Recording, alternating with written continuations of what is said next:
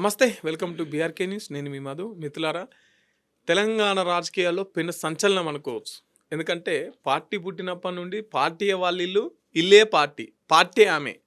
కవిత సస్పెండ్ని చాలా పెను సంచలనంగా తెలంగాణ రాజకీయాల్లో చూసుకోవచ్చు. సో ఎందుకు సస్పెండ్ అయ్యింది, ఎందుకు కవిత గారు ఈ విధంగా చేస్తున్నారు, వీళ్ళ ఎత్తుగడ ఏంటి, వీళ్ళ ప్లాన్ ఏంటి, వీళ్ళ భవిష్యత్తు రాజకీయం ఏంటి, ఇవన్నీ మనతో చర్చించడానికి కాంగ్రెస్ నేత లక్ష్మీకాంత్ సునీల్ అని ఉన్నారు. అన్న నమస్తే. నమస్తే మధు. కవిత ప్లాన్ ఏంటి? ఫస్ట్ ముందుగా బీఆర్కే వ్యూవర్స్ అందరికీ నా నమస్కారాలు, యాజమాన్యానికి మరియు మధుకు కూడా. ఇప్పుడు తెలంగాణ రాష్ట్రానికి తెలంగాణ రాష్ట్ర సమితి అని ఒక పార్టీని కేసీఆర్ అనే ఒక పెద్ద మనిషి తెలంగాణ రాష్ట్రంలో స్థాపించడం జరిగింది.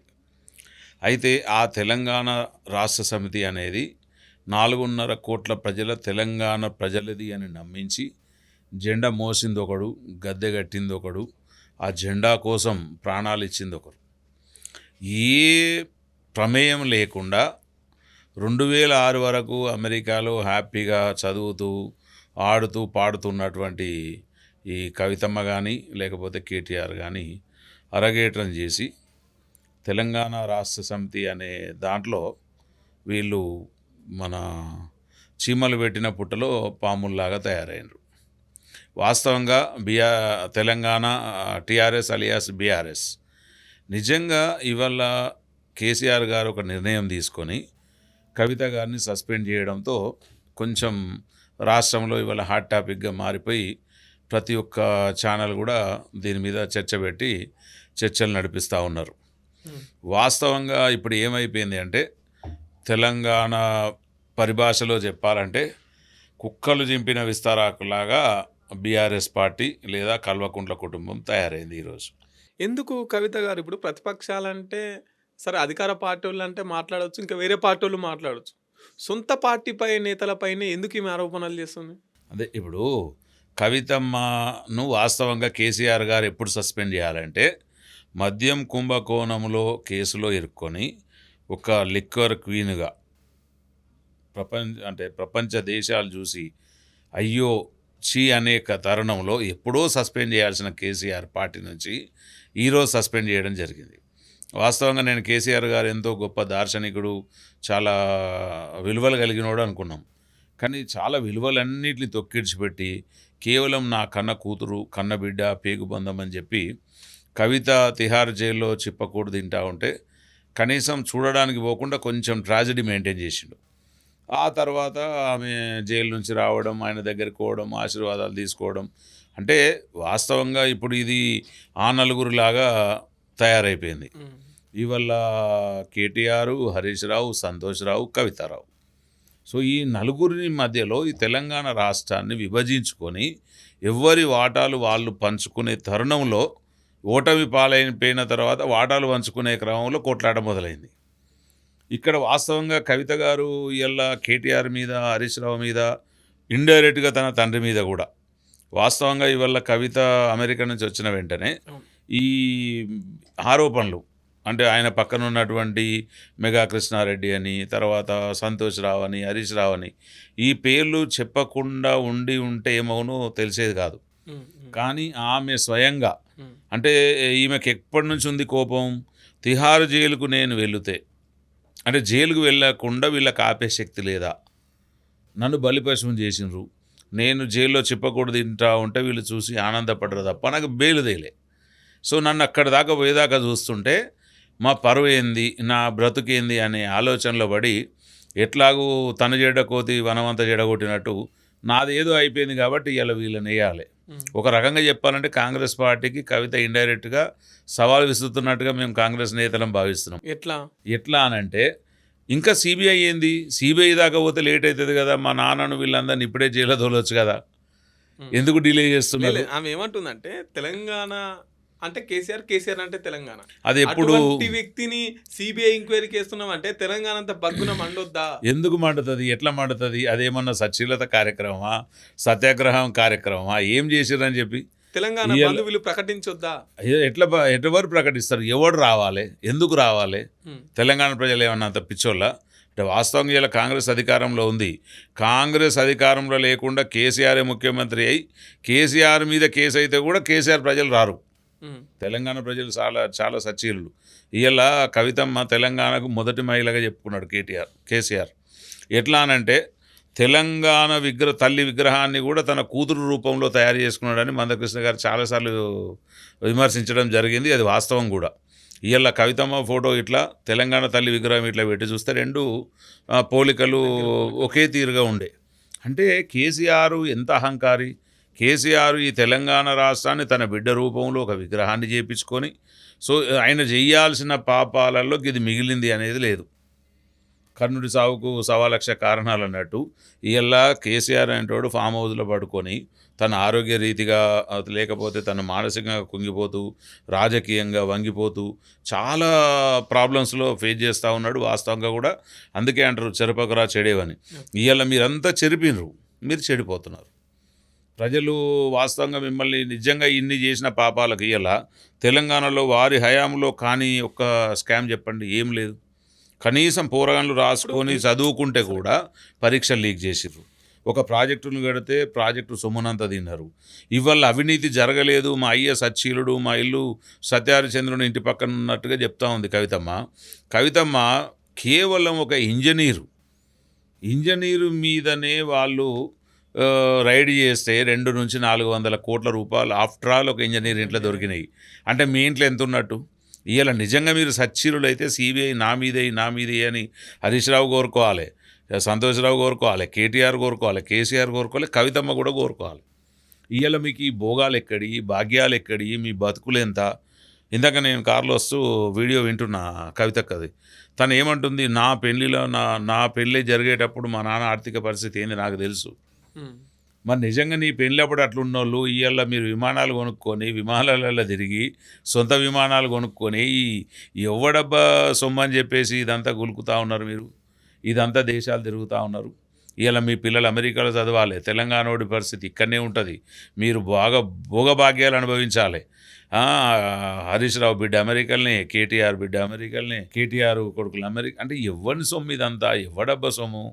అంటే మీరు దోసుకున్నది కరెక్ట్ కాదా, దాచుకున్నది కరెక్ట్ కాదా, అనుభవిస్తుంది కరెక్ట్ కాదా? తెలంగాణ ప్రజలు చూస్తలేరా? మీ బ్రతుకులు ఏడో కట్టకొనకుండేటి ఇవాళ ఎట్లయిపోయినాయి, చెరువులు నిండి మత్తలు దూకుతున్నాయి వాళ్ళ పరిస్థితులలో.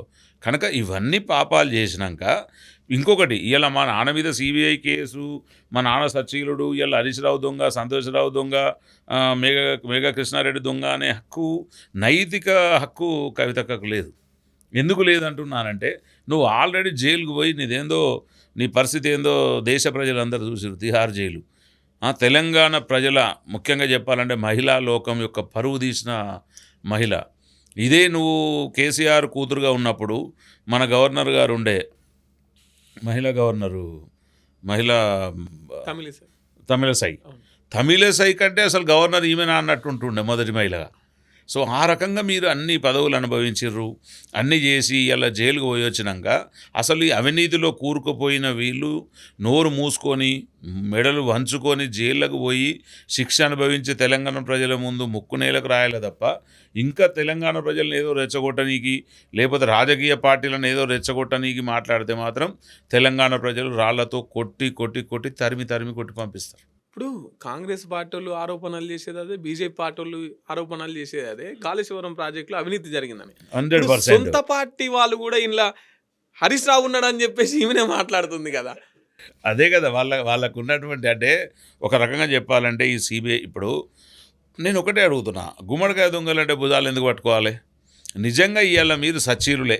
తెలంగాణ రాష్ట్రంలో హరీష్ రావు అంటాడు 7 ఫీట్లు నిలబడి ఈ కమిషన్ నిలబడదు అంటాడు. ఇప్పుడు నిలబడంది ఒక retired judge, supreme court retired judge Ghosh గారి ద్వారా 664 పేజీల ఒక నివేదికనిచ్చి తీర్పునిచ్చి దీంట్లో గీడు దోషి అంటే దాన్ని కూడా మేము సవాల్ చేస్తామంటే వీళ్ళకి చట్టం మీద ఏం గౌరవం ఉన్నట్టు? అంటే ఒక రకంగా చెప్పాలంటే వీళ్ళు నక్సలైట్ల కంటే డేంజరు. అంటే మీరు దేన్ని నమ్ముతున్నారు? ఇటు చట్టాన్ని గౌరవిస్తలేరు, మిమ్మల్ని మీరు గౌరవించుకుంటలేరు, అటు తప్పును ఒప్పుకుంటలేరు. మరి ఇట్లా పోతూ ఉంటే తెలంగాణ రాష్ట్రంని ఇంకెంతకాలం ఆగం చేద్దాం అనుకుంటున్నారు? ఇవాళ ఆయన అంటాడు మేము ప్రతిదీ రాసి పెట్టుకుంటున్నాం, లెక్కతో సహా వడ్డీతో సహా చెల్లిస్తామని. ఎవరిని బెదిరిస్తున్నారు? అట్లా వడ్డీతో సహా చెల్లిస్తామన్నోళ్ళు ఎక్కడున్నారో అందరికీ తెలుసు. అంటే నాకేమనిపిస్తుంది అంటే, నేను మొన్న జరిగిన అసెంబ్లీలో ఆదివారం నాడు అసెంబ్లీ జరిగింది. ఆదివారం నాడు దాదాపు 2 గంటల వరకు, మధ్యరాత్రి 2 గంటల దాకా జరిగింది.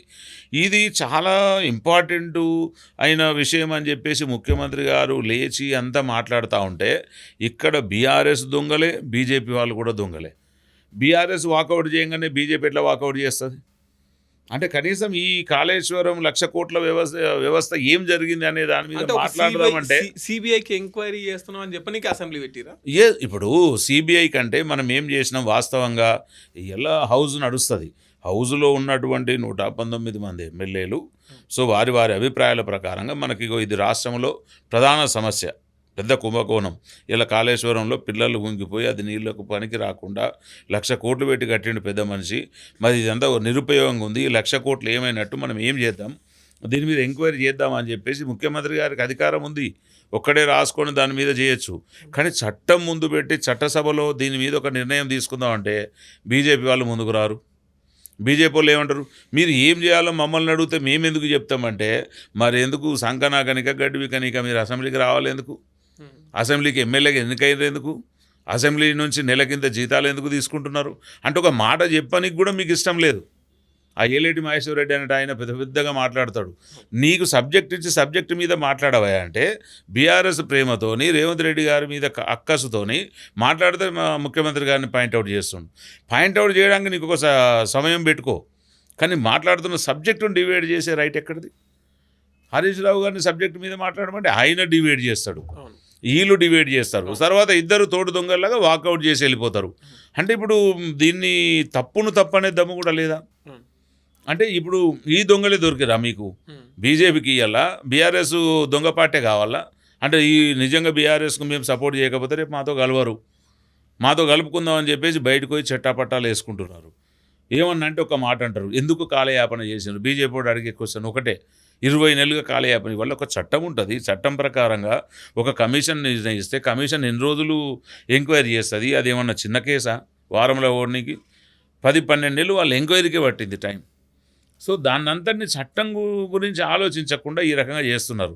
ఇప్పుడు ఇందులో ఈ సిబిఐ కేసు కేసీఆర్ గారి మీద పడి రేపు కేసీఆర్ వీళ్ళందరూ జైలు కోత ఎటుపోతుందో అని చెప్పి ఈలోపు ఏదో సందట్లు సడమీయలేక చిన్న మాట పెట్టి బిడ్డ ఈ మాట సుట్ట ఇటు తిరుగుతారు, నేనేమో చేస్తా అనే దానికి వీళ్ళని తోడు దొంగలు కానీ ఇంకా కూడా భావిస్తున్నారు. అంటే ఇదంతా ప్లాన్ ప్రకారంగా ఒక దాన్ని ఏమంటారు, మనసు తిప్పడానికి. అంటే ఒక సొంత బిడ్డ కదా, సొంత బిడ్డను పార్టీ నుంచి సస్పెండ్, సొంత బిడ్డ పార్టీ నుంచి సస్పెండ్ చేస్తాడంటే, ఇవాళ నీ సొంత బిడ్డ కాబట్టి జైలు నుంచి వస్తే అది చేయగలిగినావు. ఇవాళ ఒక ఈటల రాజేందర్ కావచ్చు, ఒక డిప్యూటీ సీఎం రాజన్న కావచ్చు, వీళ్ళందరినీ ఏం తప్పు చేసిందని వెంటనే ఆదేశాలు ఇచ్చి సస్పెండ్ చేసి బయటకు పంపించారు. మరి ఇలా కవితమ్మ అంత దొంగగా దొరకబడి పటావాటీలు దొరికిన దొంగలాగా అంత పెద్ద తిహార్ జైలుకు పోయి అక్కడ జైలు జీవితం గడిపితే కూడా నువ్వు కనీసం సస్పెండ్ చేయలేకపోయినావు అప్పటి నుంచి. అంటే నీ బిడ్డకు ఒక న్యాయం, బయట వాళ్ళకు ఒక న్యాయం. ఇప్పుడు ఇందులో కూడా ఇంకా ఇది రాజకీయం కాకపోతే ఏంది? నువ్వు తెచ్చినట్టు చేయి, నేను కొట్టినట్టు చేస్తా. అరే అమ్మ బిడ్డను సస్పెండ్ చేసిండట, అరే ఎంత సచ్చీలుడు కేసీఆర్. ఇంకా నీకు అవకాశమే లేదు. ఆల్రెడీ పొద్దుగుకే టైం అయిపోయింది. ఇంకా నువ్వు ఎంత ట్రై చేసినా పొద్దు అయితే పైకి లేవదు కదా. అంటే కవిత గారి ప్లాన్ కొత్త పార్టీ పెట్టే అవకాశం ఏమన్నా ఉందా? ఇప్పుడు కొత్త పార్టీ పెడితే కవిత ఏ ముఖం పెట్టుకొని పార్టీ పెడుతుంది? తెలంగాణ ప్రజలు ఏ ముఖం పెట్టుకొని ఆమెకు సపోర్ట్ చేస్తారు? జాగృతి ఉంది కదా, జాగృతి ఎవరిది? ఇక్కడ కరెక్ట్ క్వశ్చన్ అడిగినారు మధు. ఇవల్ల జాగృతి అనేది పార్ట్ ఆఫ్ బీఆర్ఎసా, పార్ట్ ఆఫ్ టీఆర్ఎసా, లేకపోతే పార్ట్ ఆఫ్ కవితనా? అంటే ఇప్పుడు కవిత మొదటి నుంచి ఒక ప్రణాళిక ప్రకారంగానే బీఆర్ఎస్ నన్ను నిలగొడుతుందని చెప్పి జాగృతి పెట్టుకుంది అయ్యాల. అంటే ఒక ఆర్గనైజేషన్. అవును, ఆర్గనైజేషన్ కూడా it is a part of బీఆర్ఎస్ఏ కదా. ఇప్పుడు నువ్వు కల్వకుంట్ల కేసీఆర్ గారు బిడవ్ అయినప్పుడు జాగృతి పార్టీ కూడా పార్ట్ ఆఫ్ బీఆర్ఎస్ఏ కదా. అది ఇండిపెండెంట్. అదే ఎట్లా అంటే ఇప్పుడు మీరు ఒక స్టెఫిన్ ఎప్పటి నుంచో రెడీ చేసి పెట్టుకున్నట్టే కదా. అది ఎట్లయితుంది? ఇలా నువ్వు దాన్ని ఇంకా పార్టీగా ప్రకటించలేదు, పార్టీగా రిజిస్ట్రేషన్ చేయలేదు. అంటే మీరు ఎన్ని గుర్రాలైనా రెడీ పెట్టుకుంటారు. ఒక గుర్రం కుట్టిదైతే ఇంకో గుర్రం ఎక్కువ కాలే. అంటే ఎటు తిరిగి మీకు గుర్రాలు కావాలి అంతే. కాంగ్రెస్ పార్టీ ప్రజలు ఏమన్నా కానీ కాంగ్రెస్ పార్టీలో చేరే అవకాశం ఏమైనా ఉందా? కాంగ్రెస్ పార్టీలు ఎట్లా రాణిస్తారు? ఎందుకు రాణిస్తారు? కాంగ్రెస్ పార్టీ చెబితేనే వాళ్ళ కాంగ్రెస్ పార్టీ అండగుండే కాంగ్రెస్ పార్టీయే ఈమె చేత ఇవన్నీ ఆరోపణలు చేస్తుందన్న ఇప్పుడు బీఆర్ఎస్ పార్టీ వాళ్ళు మాట్లాడేది. అదే ఇప్పుడు కాంగ్రెస్ పార్టీ కేసీఆర్ లెక్క ఒక్కళ్ళ పార్టీ కాదు, ఒకళ్ళ హక్కు కాదు, ఒకళ్ళ గుత్తాధిపత్యం నడవదు అక్కడ. ఇవాళ కాంగ్రెస్ పార్టీ అది చరిత్రాత్మక పార్టీ, ఎన్నేళ్ళ సీనియారిటీ ఉన్న పార్టీ. ఇవాళ ఇట్లాంటి వాళ్ళని తీసుకొచ్చి వీళ్ళని పార్టీలో చేర్చుకొని పార్టీకి మృత కలంకం మచ్చ అంటించుకునే పార్టీ అయితే కాంగ్రెస్ కాదని నేను అనుకుంటున్నా, నా వ్యక్తిగత అభిప్రాయం. కవిత వెనుక రేవంత్ రెడ్డి ఉన్నాడు. ఉండాల్సిన అవసరం ఏమున్నది? ఏలేటి మహేశ్వర్ రెడ్డి కూడా మొన్న అసెంబ్లీలో అదే అడుగుతున్నాడు. కవిత రేవంత్ రెడ్డి గారి అదేమంటారు వ్యాపారాలలో వాళ్ళు భాగస్వాములని ఏదో మాట్లాడడానికి పోయిండు. సో నేనేమంటున్నా అంటే పార్టీ అనేది ఇప్పుడు ఇలా రేవంత్ రెడ్డి గారు ఉన్నారు, రేవంత్ రెడ్డి గారు కూడా ఫిక్స్ చేసి పెట్టిరంట పార్టీలోకి రాగానే. అవన్నీ జరిగేది ఉంటే ఎప్పుడో జరుగుతుండే, మాది అవసరం ఏమన్నా ఉన్నదా? ఇప్పుడు ఇవాళ కవితను చేర్చుకుంటేంది, కేసీఆర్ని చేర్చుకుంటేంది? పార్టీలో కవిత గారు వస్తేనే వీళ్ళు ఇద్దరు వస్తారు కనుక నాకు తెలిసి అట్లాంటి అవకాశాలు చాలా తక్కువ. ప్రజలు ఎప్పుడు కూడా ఒప్పుకోరు. ఇప్పుడు మనకేమన్నా లోటు ఉంది, మనం ఏమన్నా గెలుపులో తక్కువ ఉన్నాం, విజయంలో తక్కువ ఉన్నాం, విజ్ఞానంలో తక్కువ ఉన్నాం అనుకుంటే మీ అవసరం ఏమన్నా కోరే అవకాశం ఉంటుంది. మరి వీళ్ళిద్దరికి ఎక్కడ చెడింది? హరీష్ రావు గారు కానీ కవిత గారు కానీ. నేను అదే చెప్తారు కదా, మా ప్రజలు అనుకునే విషయం ఏంటంటే ఆమె జైలుకి వెళ్ళినప్పుడు బెయిల్ విషయంలో లేట్ చేసిర్రు, కావాల్సుకొని నన్ను అక్కడ ఉంచిర్రు. సో ఆ అక్కసును నేను మా నాన్నగారి మీద ప్రేమతో ఇవాళ ఒలకబోస్తున్నావు, ఇవాళ నువ్వు నాన్నగారి మీద ప్రేమతో ఒలకబోస్తున్నావు. ఇవాళ నిన్ను సస్పెండ్ చేపిస్తే నువ్వు ఒక బిడ్డగానో, ఒక అల్లునికి ఇచ్చిన బిడ్డగానో, లేకపోతే ఒక పార్టీలకి వెళ్ళి ఒక మహిళగానో నేను పక్కకు పంపించాల్సి వస్తుంది. ఇవాళ కూర్చున్నది, లేచింది, తిన్నది, తాగింది, ఆయన మూత్రం ఎన్నిసార్లు వేది కూడా హరీష్ రావుకు తెలుసు, సంతోష్ రావుకు తెలుసు. సో వీళ్ళని కూడా మరి ఇప్పుడు నీ మీద ప్రేమతోని నాయన వాళ్ళిద్దరు వద్దని నువ్వు అంటున్నావు, వాళ్ళిద్దరిని పక్కకు పంపితే మరి వాళ్ళు ఉన్న లోకల్లో పెడితే కేసీఆర్ ఇంకా లైఫ్ టైం జైలు ఉండాల్సి వస్తుందని కేసీఆర్ భయం కూడా ఉండొచ్చు అనుకోవచ్చు కదా. సో ఆ భయం కోసం అని చెప్పి ఇదంతా నాకెందుకు వచ్చిందో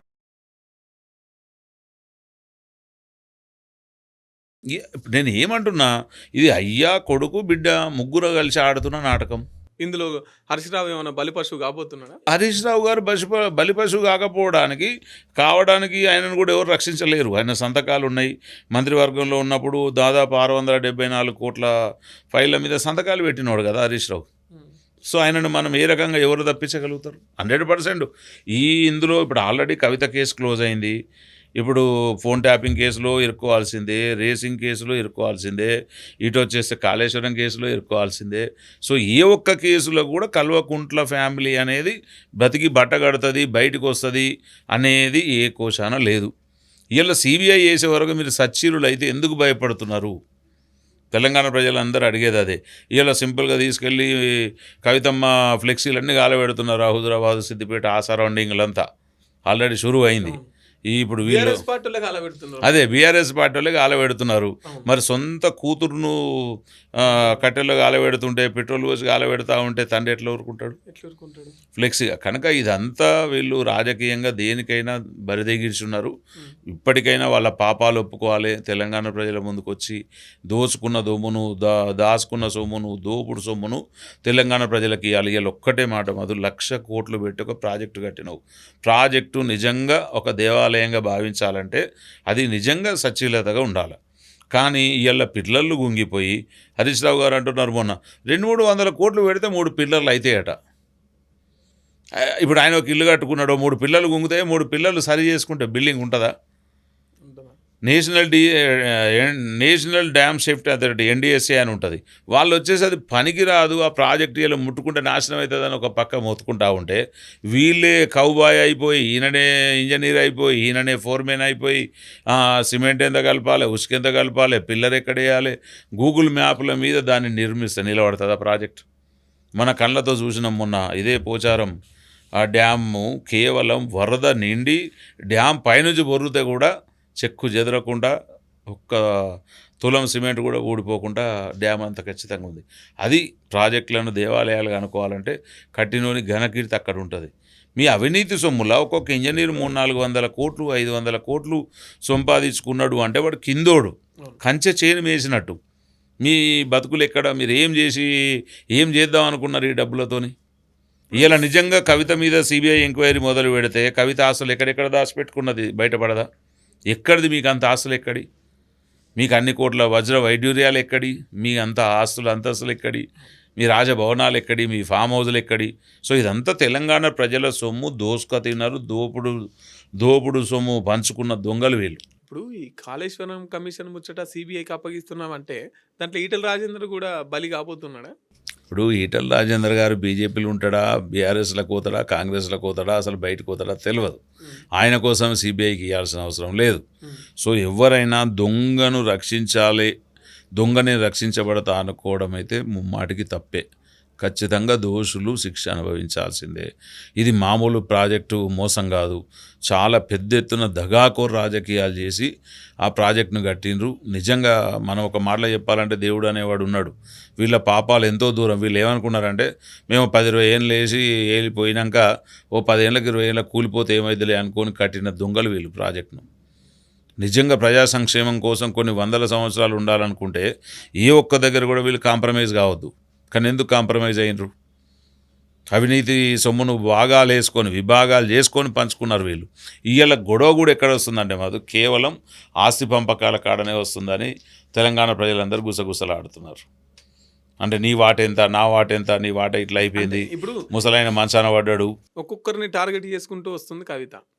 సంతోష్ రావును, తర్వాత హరీష్ రావును, నెక్స్ట్ ఎవరిని ఎత్తలేదు. ఇదంతా కుర్చీ కోసమేనా?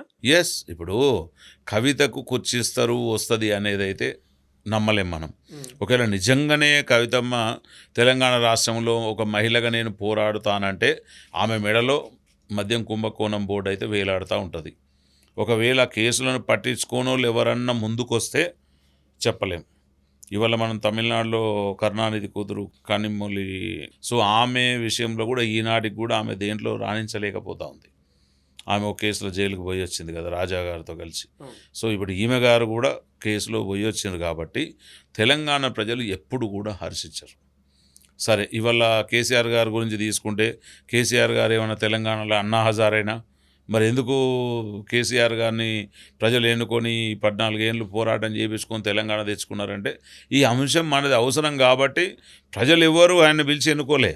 ఈయన ముందుకొచ్చి నేను ఉంటా అని చెప్పేసి చాకచక్యంగా అది రాజకీయంగా తలబండినోడు కాబట్టి ముందు వరుసలో నిలబడి జై కొట్టిండు తప్ప.